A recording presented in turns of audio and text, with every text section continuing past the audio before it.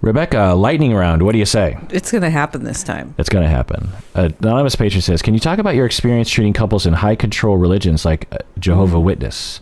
You mentioned treating couples with culturally different views on sex, such as Jehovah's Witnesses. I was raised around that religion. And though I respect people's choice to be in it, my experience with it was negative and involved significant trauma, culminating in being ostracized and shunned by people in my family and most of my social connections because I was sexually assaulted. Mm-hmm. It continues to affect me as I navigate relationships in life. It affects my sense of self, my sense of purpose. What else can you share about your experience treating couples or people from this background or other high control religions? Do you feel there are cult-like effects that show up? Harmful schemas? I would really value your comments and hearing your experience, whatever it is. Rebecca, what do you think? Yeah, so I don't treat couples. My joke there is that my mother's been married 4 times, and it would be a bad idea for me to treat couples. But I have treated tons of individual women who are no longer in the religion that they grew up in, and speak a lot about how it's impacted them. The most common theme I notice is that they have an inability to trust themselves or even know what their own thoughts are. And then the growth there becomes, what are their thoughts and how can they attune and regulate to themselves as opposed to looking outside for answers for literally every piece of their behavior. Right. So when we talk about gaslighting in our culture, we're typically using it incorrectly, but cults almost always, if not always, gaslight their participants. And Rebecca, you just basically described the effect of that, which is you don't trust your own brain or your ability to think or judge things. It's like, what's real, what's not real? Because cults, by definition, and you could absolutely argue that Jehovah's Witness is a cult. I will say that a caveat to that is there are various different versions of even Jehovah's Witness. Right. No, just like in Judaism, there's a gazillion. Is there a greater percentage of cults within the Jehovah's Witness community as opposed to, say, I don't know, evangelical or, well, that's not a good example, Protestant General Methodists or something, then yeah, I would imagine. I don't know the research on that. But yeah, high control religious groups or cults have the following elements. They have a charismatic leader that you don't question. This individual has a special connection with God or something, the afterlife. There are systems of control, punishments for leaving. They control your thoughts, your behavior. They isolate you. I recently listened to... they also vilify people who have left. Right. So that's a way of controlling and of discouraging people from leaving, and also disconnecting you from people that are now doing better because they've left and can tell you that they're doing better.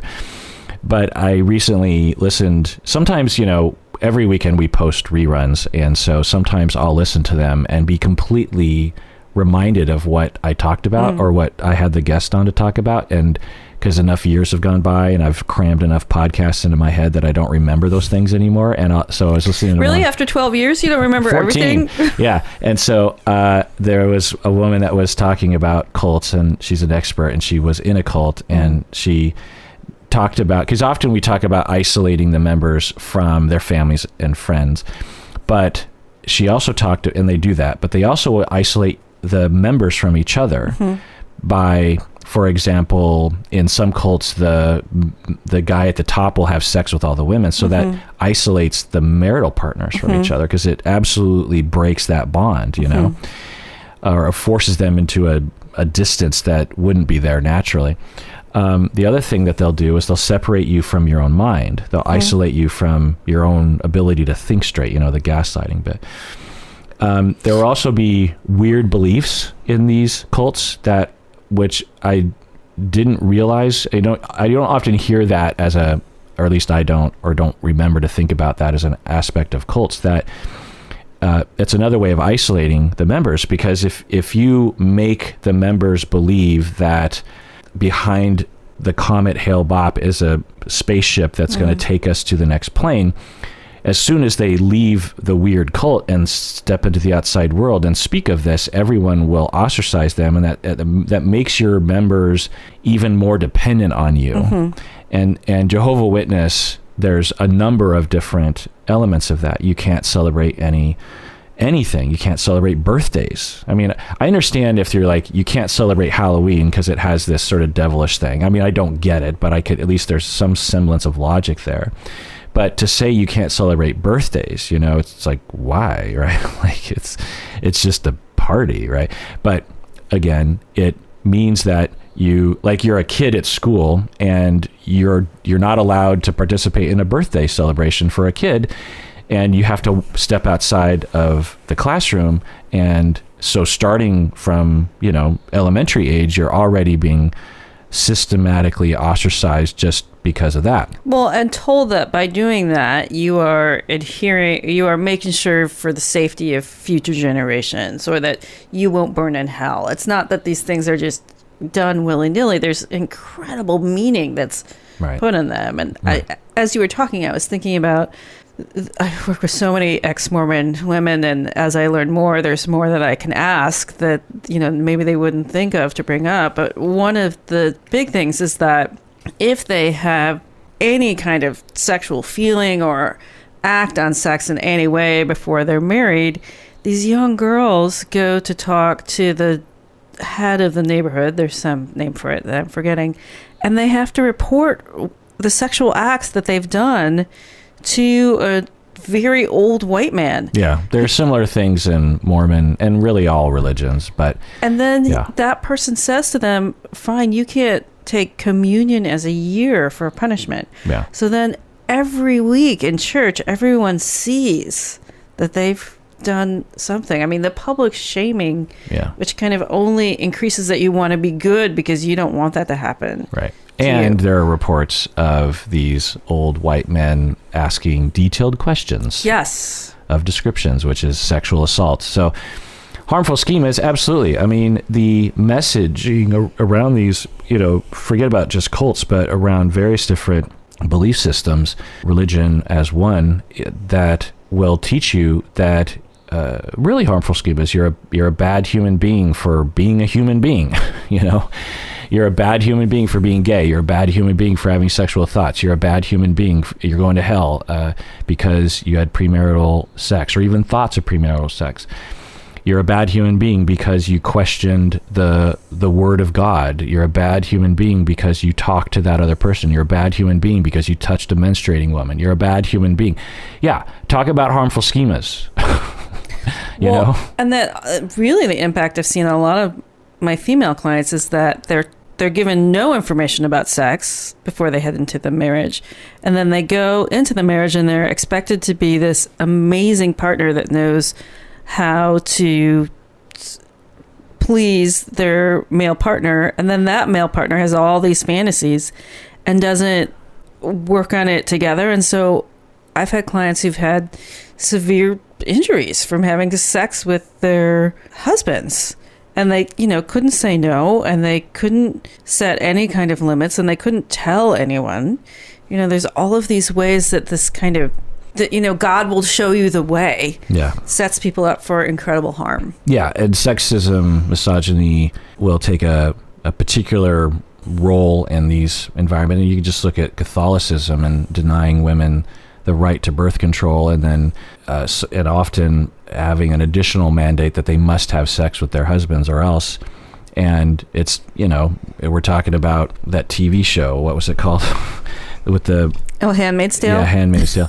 I mean, that's what it is. I mean, literally, that's what it is. And so, yeah, high control. Now, what do I do when I'm treating couples and individuals or families in this situation? It's complicated. It's too long for lightning round. But generally speaking, I foundationally respect people's cultures and religions and belief systems.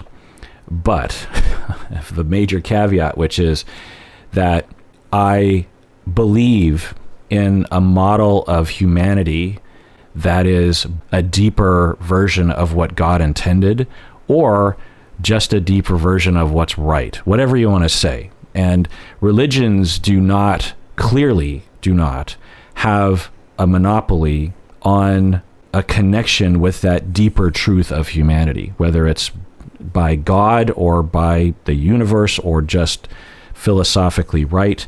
I will propose those ideas, not in those words, but for example, I once had a couple who are in a high control religion and very specific and small, like it was just a little tiny group. They were forbidden to divorce. And this couple had years prior to seeing me of a lot of conflict and hatred towards each other. And they had tried asking for their elders for help for years and years and years. Nothing helped. And then they finally got permission to see an outside therapist because things were so bad between the two of them. They no longer lived together, really. And they were risking ostracization from the cult because of this. So in this very strange move, they actually suggested that they see a couple therapist in the secular world. And so they saw me, and it took me a while to catch on because they didn't really tell me the lay of the land, but eventually they both explicitly said, we hate each other and we don't want to be married, but we have to be married because of our religion, and there's no exception to that rule, and we will not leave the religion. So I talked with them a long time about that, tried to find any kind of inroads because they were asking me to help them get along better, and I worked on that. And you don't have to be married to at least talk to each other with some respect, but I also would introduce this idea of just like, well, have you thought that maybe there's parts of your religion that aren't exactly conducive to humanity? Okay. And I wouldn't say I knew better, but I would raise the question and would allow there to be some level of exploration, and was honest about it. It's like, there'd be times when I would say, look, what you're telling me in terms of what your religion is telling you in terms of what will get you in and out of heaven or in and out of hell, I just have to say I don't agree with that. And in fact, most people don't around the world. And so I'm not saying you're wrong and everyone else is right. I'm just saying there's a lot of ideas about this topic. I'm guessing even within your religion, I don't know. So I just want to introduce that as like a possible thing, but I'm just saying humans clearly have an option as to how they see this sort of thing.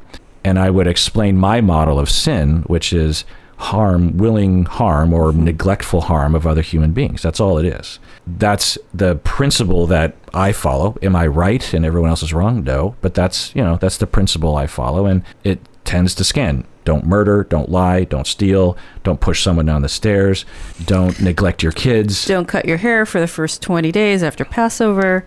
These rules are important. Yeah. So, and I think that's, to me, the underlying foundation of religion, but it's just my philosophical take, and I feel like emphasizing that can help people see the wood for the trees, or however they say that phrase. So, and the way I explain it is about love and self-esteem. Right.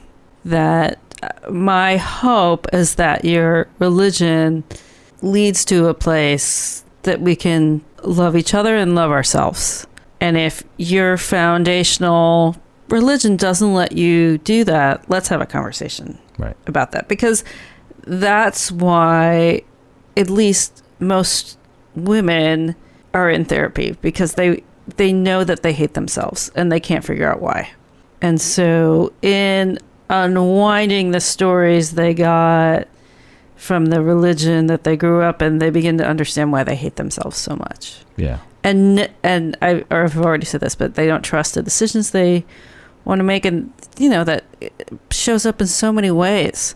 They might not be able to finish a home repair because they're so overwhelmed by wanting to do it so right that they get stuck for years. Right.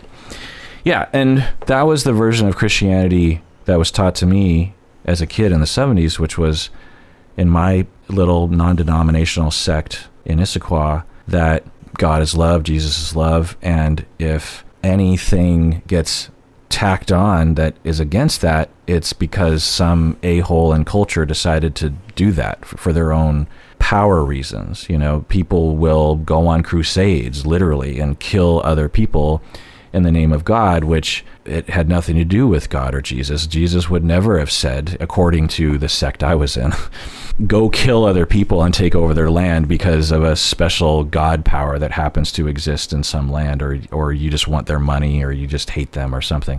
Jesus lives inside of you. You don't have to kill other people to get closer to God. And if you do, like, you're the sinner, you're the devil. So there's different ways of looking at it. Of course, there are Christians who don't believe that at all, but I would propose that, because I think a lot of therapists, and it's fine to do this, would just avoid the whole topic, because it's like, well, I want to respect their culture, end of story, moving forward. And my style of therapy is to get my hands dirty and get into it with people. Yeah, this is foundational to why they're at feeling dis-ease. How could you avoid it? Lack of training, fear of something. Because there's a lot of people I'm just going to say it, white people who graduate from a master's program or a doctoral program, and the gestalt of what they have learned is never, ever challenge someone's culture. Mm-hmm. And the example I always give is that Koreans from South Korea know this very well, that it is culturally normal to beat your kids and abuse them physically. Not all South Korean families will beat and abuse their children. Some will use corporal punishment in a non-abusive way, but many, many do, and it's supported by culture. So if I'm treating a Korean immigrant family, which I have, and they talk regularly about beating the crap out of their kids when they get an F at school, do I just go along with that because it's quote unquote cultural? No, I do not go along with that. I don't trounce all over them and act like an American colonizer, but I don't just take it for granted that because it's cultural, it's therefore totally fine and healthy. There's plenty of things about American culture that are wrong that we don't go along with. There are plenty of things about South Korean culture that are wrong. There are plenty of things about Chinese culture and Japanese culture and Indian culture and French culture that are wrong. And we don't, again, trounce or make fun of, but, we don't just swallow it because it's quote unquote cultural, anyway. Speed round.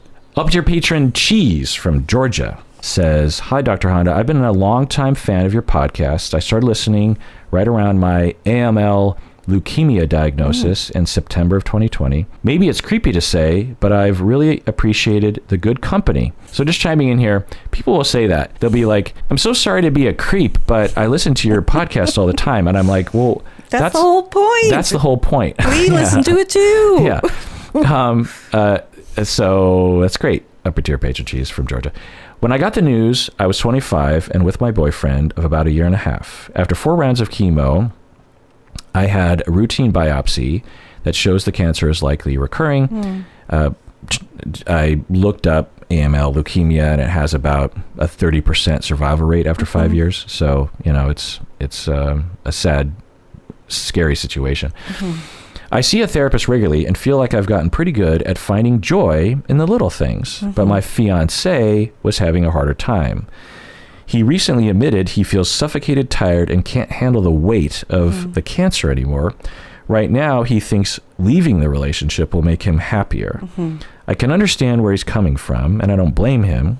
It's a painful situation, but apparently a lot of members of my blood cancer support group have had similar experiences with ex-partners leaving them. Can you give any insight about how the dynamic in a relationship changes when a person or a partner takes on a caregiving role and what it can look like as it evolves? Rebecca, what do you think? First off, I'm really sorry to hear about your diagnosis and what's happening. And when life gets hard, not everybody can hang with it. I mean, your partner may have had a lot of assumptions about what relationship means.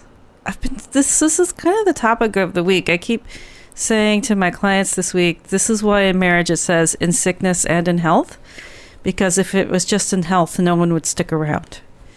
It's not easy to be in a caregiving role. For people in that caregiving role, they need a lot of support. And I'm guessing that your partner's not ready for the job and ready for what facing mortality day to day looks like. Right. Yeah. I'm so sorry you're going through this. Scary. It's hurtful to be broken up with in this way, or proposed to be broken up with.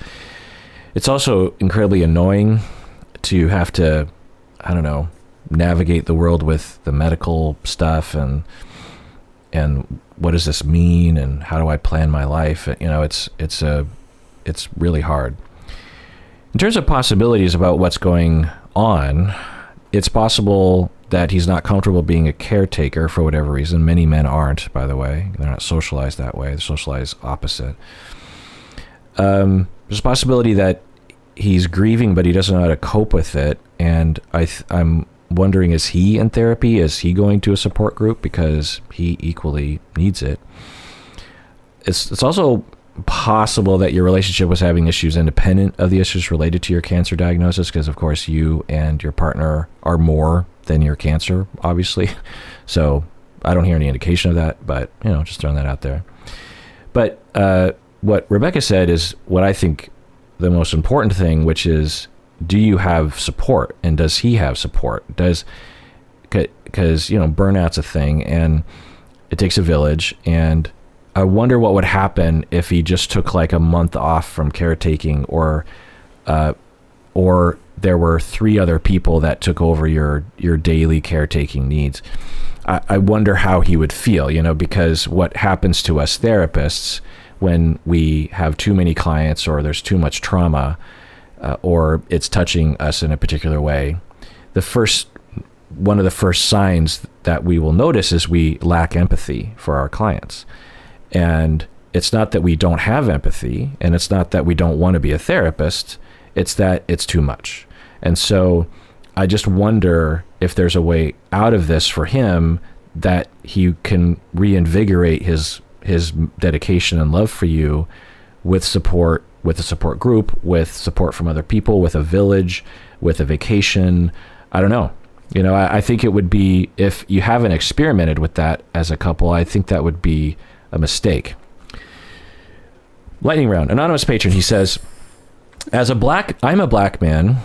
I have a doctorate in a STEM field, and where there is less than 1% of professionals who are black in my field. To earn my PhD, I encountered an unbearable amount of microaggressions, structural racism, and elitism. Partly as a result, 2 days after submitting my doctoral thesis, I attempted suicide. That was 5 years ago, and I've been in therapy for the last 8 years. I eventually burned bridges with everyone I knew and walked away. But it was the best decision I ever made. Today, I am happier and more at peace than ever, and I want to return to my field of research in STEM. I never lost my passion for it, but I feel I was chased out of STEM, and I am constantly triggered every time I open a textbook or read a magazine or journal article. I really want to be a scientist, but I cannot shake the constant reminders of my traumatic experience in graduate school. Have you dealt with anything similar? Do you have any advice, Rebecca? Wow. And that's not the first time I've heard this story either. Women as well, of course. Right. In STEM, right? Yeah. And then, anyways, focus, lightning round. So one thing would be exposure therapy, to kind of take small nuggets of this and see what you can tolerate. Also would be finding, you'd have to be really careful about where you applied to work. A lot of businesses or schools now say they do diversity, equity, and inclusion work, but they're not actually doing it.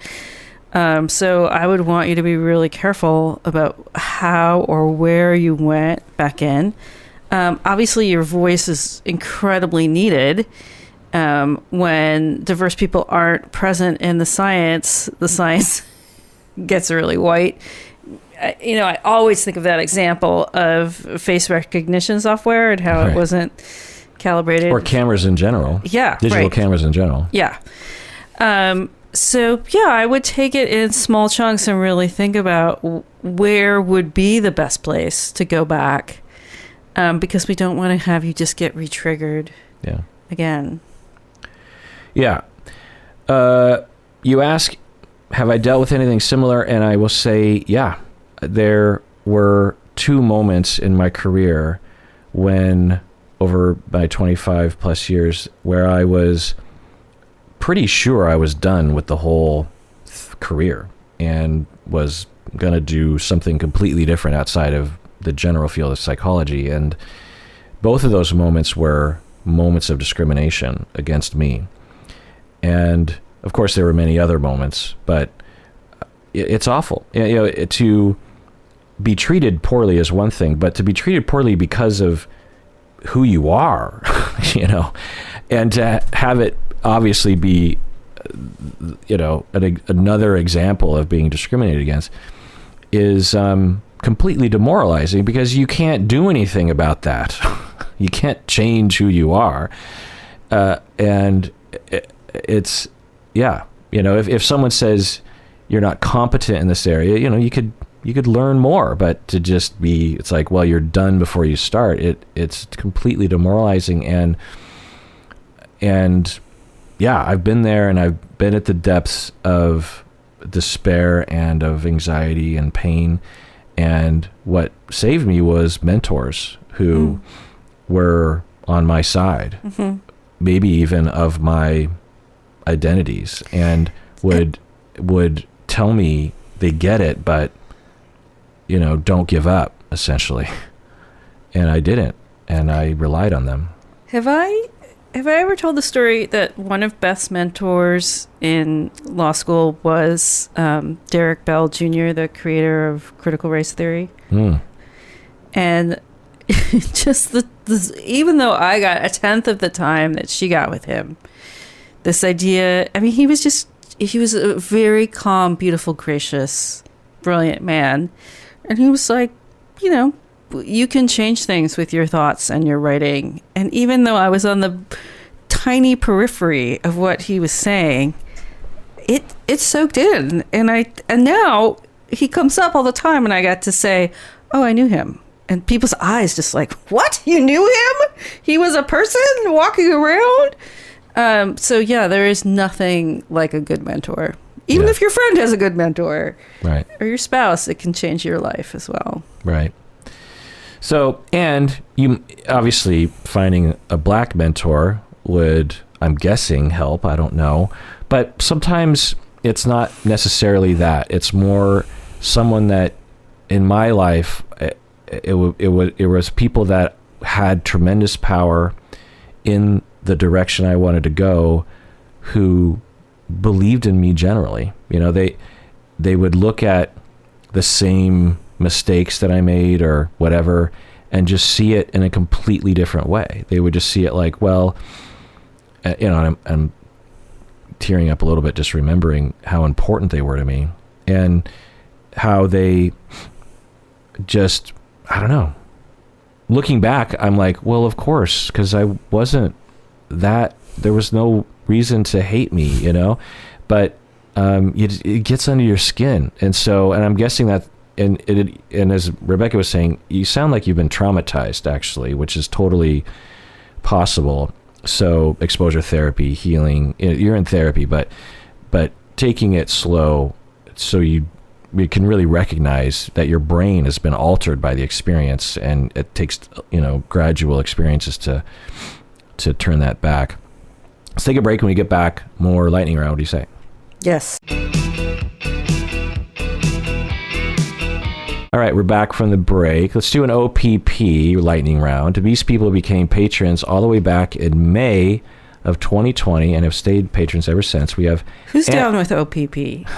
We have Anna from Switzerland. What does it stand for? Old People Praise. Old Patron Praise, not Old People Praise.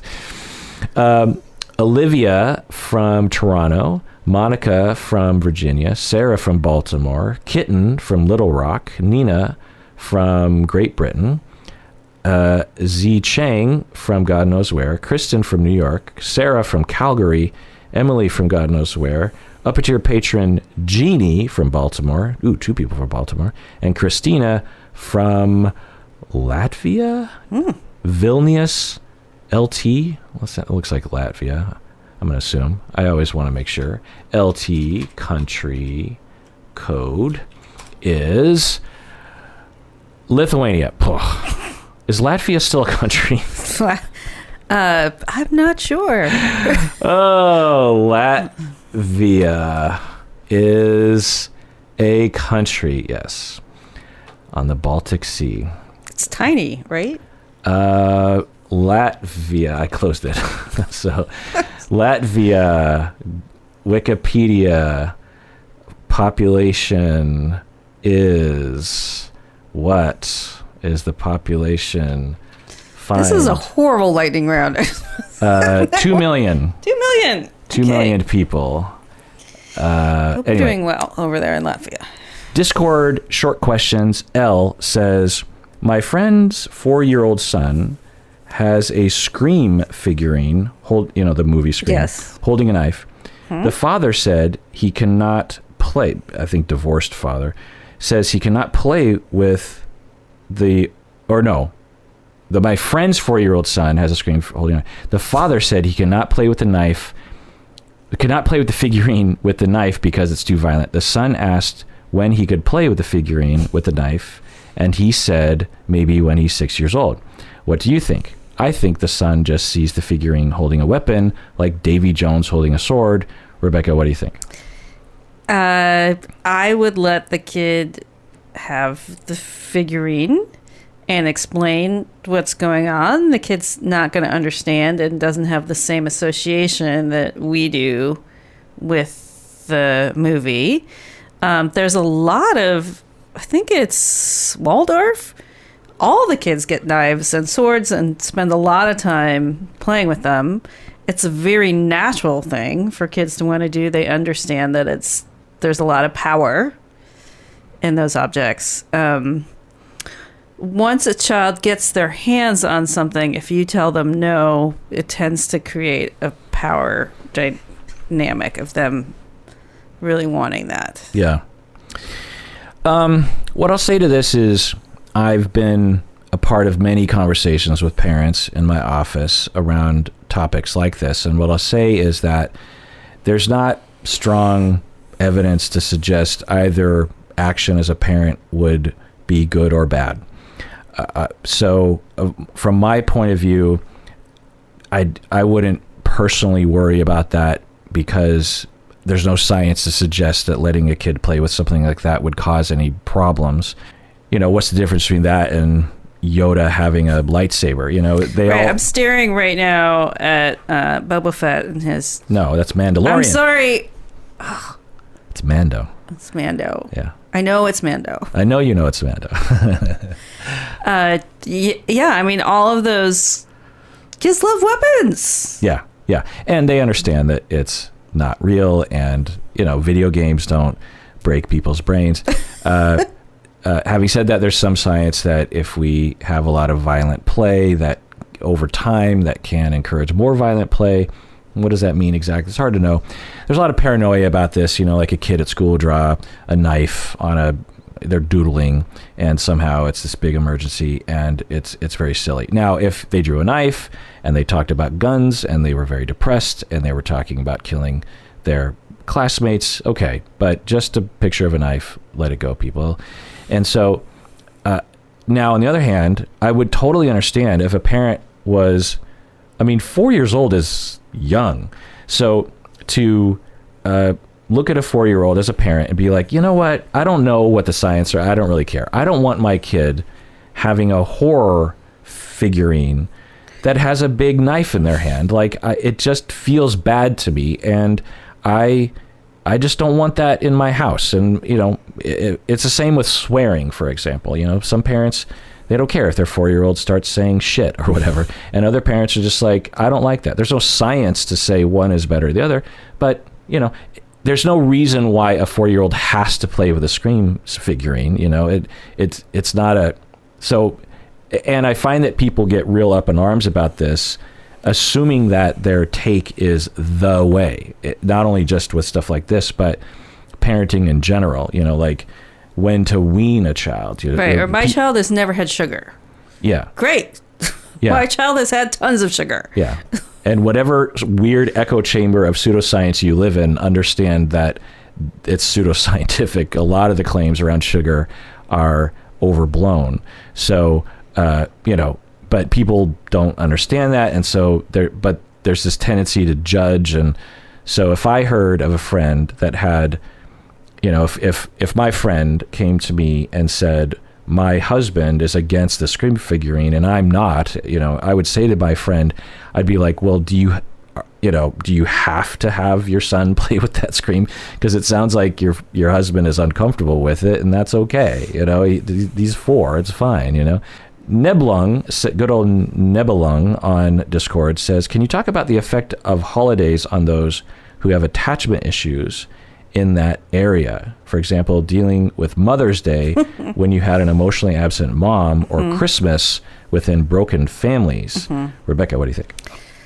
Boy, I do not look forward to Mother's Day as a therapist. It's a hard day for a lot of people.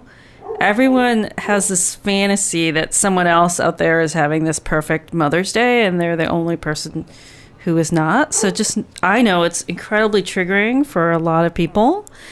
And I just encourage people to do what they need to do on that day. Not everybody is close to their family, or for some people they're grieving it because they could never be a mother, or all kinds of things. So those days can be incredibly loaded, and I encourage people to be really kind for themselves. And the holidays, God, they're the worst. Yeah. Like, everyone has these expectations and they never get met, and your relatives piss you off and you didn't get the thing that you wanted, and they didn't remember your pronouns or serve you the food that you're not allergic to. These days are just incredibly loaded. Yeah. Merry Christmas, everyone. Yeah. And well said. And the other factor here is that no one, or very few people, will Facebook or Instagram how sad they are on Mother's Day.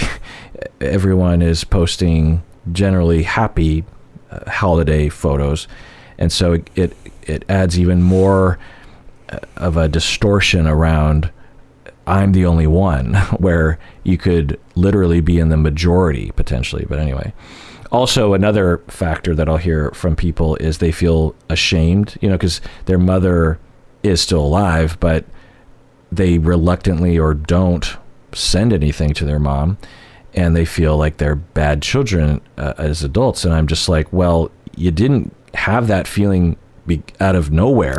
Right. I always say, if you could give her a gift, you would. If it came from a wholehearted place, you would do it. But the fact that society is putting this is the day you give your mother a gift. Yeah. And it reminds you of all of the ways that your mother was abusive or absent, or continues to be dismissive of you to this day. Why should that person get a present? Yeah. And you'll hear people say well, that's just disrespectful, or that's just cruel. And it's well, okay, let's balance that out with the amount of lack of attunement and bad parenting that resulted in an adult child who feels reluctant to do that. But I was raised well, and I have zero reluctance when my mom has, when there's Mother's Day, there's not an inkling of resistance in my soul, because I was raised well. So not because I'm a good person, not because I'm following the mandate, but because I actually have a good relationship with my mom. Right. Right. I mean, the amount of sessions I do around Mother's Day of, do I reach out? Do I give anything? What do I give? It's not for real. I'm just doing it because I'm supposed to be doing it. These are paradigms where people are really stuck between a rock and a hard place. Yeah. I will say that this year I sent my mother flowers. She's still recovering and can't speak from the surgery. And I don't know, I just ordered whatever looked nice on 1-800-Flowers. And it was so large that they had to the guy walked it in, or maybe she looked so frail. I don't know. But he put it down on the table and he said, "Someone must love you," to her. And she immediately wrote me that he had said that. And I thought that's the most validation I've ever gotten from my mother, that the flower guy said to her, "Someone must love you." And she had to report it to me that that's what was said. Wow. Did she say thank you? Probably not. Yeah.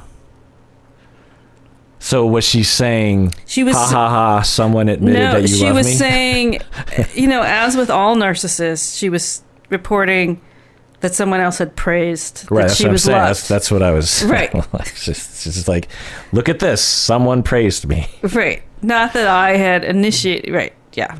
And it's sort of like, you praised me. Right. Yeah. And look, someone else noticed that I'm worthy of praise. Yeah. Yeah. Ugh. Mother's Day. Blah. I personally, as a mother, I think I talked about this last time. Yeah. I've given up on it. Yeah. You took Father's Day or something. And I take it as a nap day. Like, I don't even want anything. Just leave me alone on that day. Well, that's such a father thing. That's great. I'm welcoming my masculine side. Yeah. This is fascinating, though. This Mother's Day, have I been here since Mother's Day?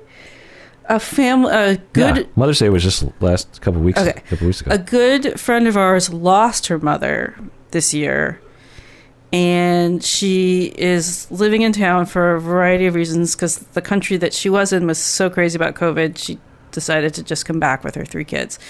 And so they're here, and she asked us if she could come over for Mother's Day. This is the first Mother's Day without her mother. And it was the best Mother's Day I ever had. But that was because I was in service to someone who was grieving the loss of their mother. I was like, oh, this is a good role for me on Mother's Day. Like, to be of service to someone else and entertain their children and feed them yummy food. And yeah. I'm happy to do that, but the day has no meaning for me. Yeah. Alex on Discord says, in the Amber Heard and Johnny Depp trial, their marriage counselor was called to the stand. Are marriage counselors allowed to be a witness in a trial? Mm-hmm. Rebecca, what do you think? Yeah, I mean, therapists are called all the time. Knock on this wood laminate. I've never been called, but it's not laminate. I ordered this a solid block of walnut. I'm sorry, this beautiful solid block of walnut. Yeah, don't insult my podcasting desk choices. If you could see it, it is glorious. Although I'm still waiting for a decent chair, but I hear it's not their fault. I hear it's supply chain issues. Yeah. August, it said. August. I'm waiting for a nice chair. So yeah, I've never been called, but your records are summoned, and I know you've been podcasting on this a lot. I will say that most of my clients are incredibly traumatized by the way it's being portrayed in the press. Yeah. But what did the marriage family therapist say? She said that a lot, but the gestalt or summary would be that she believed, according to her observations in session and their reports, even from Amber alone, that Amber was the aggressor. Was aggressive in session. They reported aggression outside of session, violence. That was her, I think tentative opinion, because she admitted that she didn't see them very much. Oh, and she also said that Amber took pride in being able to instigate fights or something along those lines, and had said those words, something along those lines of, but who knows? I mean, she's just one person. But yeah, I mean, the ethics around and the law around testifying in trial is complicated. And whenever it comes up, you want to always consult with a lawyer because laws change and there's specifics state by state too. Yeah. And there are tons of scams where you will be told you are getting called and you need to check. Yeah. Because it needs to come from the court, not...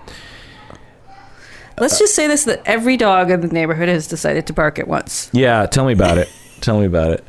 And that dog drives me up the wall because it sounds like it's dying. There's a bark dog, but that one's up the hill, and it sounds like someone's trying to kill it. And the dog will do that for, a long time anyway. But yeah, the laws around it are pretty specific, and so whenever you get a subpoena, always consult with a lawyer and find out not only what you're supposed to do, what your options are, but also how you can respond, because there's ways of responding that can actually get you in trouble. So, I always want to do that. But generally speaking, if I, as a couple therapist, get subpoenaed, I will tell everyone involved that my records are purposely minimal. Yes, I do the same. And that I will only interpret what's in my notes because I don't have much memory to say what happened in particular sessions. And I care not to speculate. And I will not provide evaluations, and I will not provide any sort of elaboration on it. If I did diagnose one of the individuals, I won't elaborate much other than what I need to. And 9 times out of 10, everyone just decides not to call me in because they've predicted I'm not going to be of any use, because I don't want to be of any use in situations like that. Right. And I can say, having a lawyer for a partner, they are trying to build a case, and that's why they hire experts, because those experts help them build a case to convince a jury. They don't want a kind of a milquetoast. Right. I can't say much. Right. If that's not worth their time. Right. It's just a waste of everyone's time and money. Now, I will say that there are rare circumstances where I actually will think morally or even ethically it's a good idea for me to actually participate in some of these legal proceedings, but it's very, very rare. And I have gotten to the point mid-career 10 years ago where I would tell people at the beginning explicitly, and by the way, if I detected the possibility of that happening in the future, by the way, if you ever call me into court, I want to tell you right now, I will resist. I'll do what I need to do legally, but I won't go willingly. So if I were Johnny Depp and Amber Heard's therapist, I would have said that, and especially in a case like that, that's so high profile. Yeah, I mean, you could argue it's like, well, if someone's being abused, but the other thing is that what message am I sending to my future clients? Right. Yeah. That at the drop of a hat, seemingly anyway, I'll just report. Right. And that does it for that episode, because you have to go. I have to go be a therapist. Yeah, and help people. So I feel like we need some sort of lightning round, like closure sentence, like. That was good lightning. Like, let's cross the finish line. I'm feeling like it's a race or something. Like, we made it to the end of that important lightning round. Yeah. And now I need Gatorade to replenish my electrolytes. Way to go, lightning round. Yeah. And everyone out there, please take care of yourself, because we need you. We need healthy, compassionate people on this planet.